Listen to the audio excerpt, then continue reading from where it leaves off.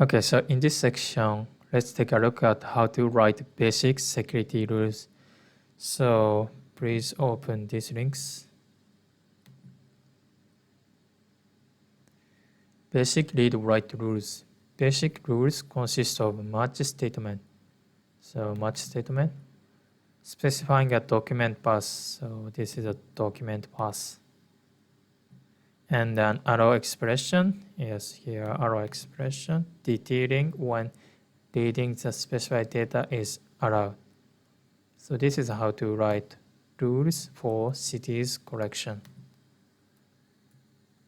Let's check in console and go back document. All match statements should point be documents, not corrections. So this is important sentence. Not like REST API. You cannot write like this. So you need to specify document, not corrections. A match statement can point to specific document, as in match cities SF, or use wildcards to point to any document in the specified path, as in match cities. This is wildcard. In the example above, the match statement uses city wildcard syntax. This means the rules applies to any document in the cities collection, such as cities SF, cities NYC. When the arrow expression in the match statement I evaluate, the city variable will be resolved to city document name, such as SF or NYC. So let's check this example. In our example, we have user, so you can like this. So this rules applies to any user path. This rules apply to this user and also this user.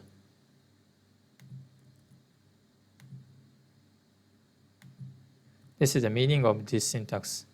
So user is this ID, document ID. Okay.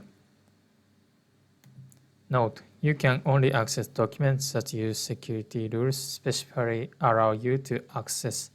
For example, the rules shown above allow access only to document in the city's collection. As a result, they also deny access to document in all other collections. So you need to write rules for collections of database. We have users and posts. So if you don't write rules or posts, every post cannot access denied. You need to write rules for posts. So this is a note about this. Okay, so let's go next. Granular operation. In some situation, it is useful to break down read and write into more granular operations. For example, your app may want to enforce different conditions on document creation than document deletion. Or you may want to allow single document reads but deny large queries. So this is easy to understand. Copy this code and let's see this, delete this. So read rule can be divided into get and list rules. So here. And write rule can be divided into create, update, delete rules. So that's it. This is granular rules. Okay, so we don't need this. Oops. Sorry, go back here. And let's go back document. Next is hierarchical data. Data in Cloud Firestore is organized into collections of documents, and each document may extend the hierarchy through sub-collections. This is for sub-collection. It is important to understand how security rules interact with hierarchical data. Consider the situation where each document in the cities collection contains landmarks sub-collection. Security rules apply only at the matched path So the access control defined on the city's collection do not apply to the landmark subcollection. Instead, write express rules to control access to subcollection. So if you write rules like this, so there it is. So this allow read rule only apply to this city. And express define rules for landmark subcollection. So these rules not apply to this rule. That's why you need to explicitly write rules for landmarks. So in our case, this syntax became match users and user or user ID. I prefer user ID. And write rules here. For example, allow read and blah blah blah. And inside here, we need to write rules for post like this. And allow. So you can nest rules for subcollection like this and write allow sentence. Okay. So go back to document. When nesting a match statement, the path of inner match statement is always relative to the path of the outer match statement. The following rule sets are therefore equivalent.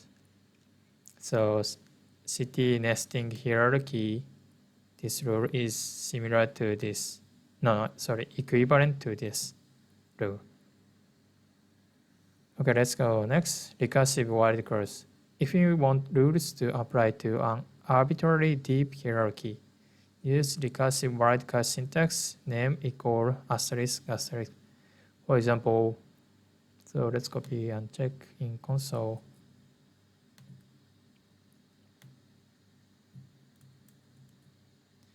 Matches any document in the city's collection as well as any document in a subcollection. So if you use wildcard like this, the rule will be applied to any city's collection.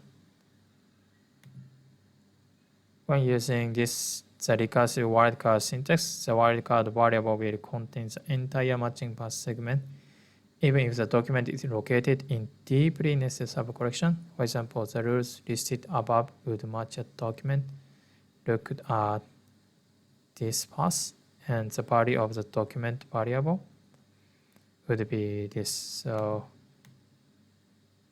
this match to document here. So this rule can be matched any rules under city's path. Cannot copy, sorry. So let's check again. So these rules can be applied any subcollection. This is applied. And also if you nest one deep, it will be applied. So any rules. So that's why if you write like this, every collection is this rule apply.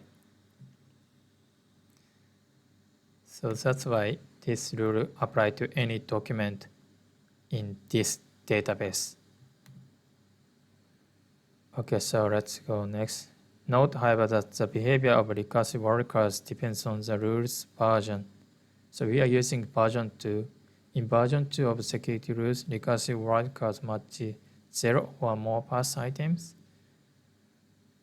Okay, so matches documents in any subcollection as well as document in the city's collection.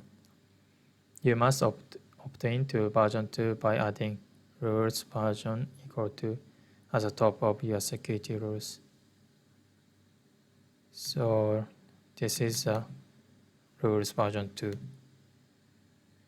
You can have at most one recursive wildcard per match statement, but in version 2 you can press this wildcard anywhere in the match statement, for example. So not under like this, like cities. you can use like this. So this is useful for collection group query.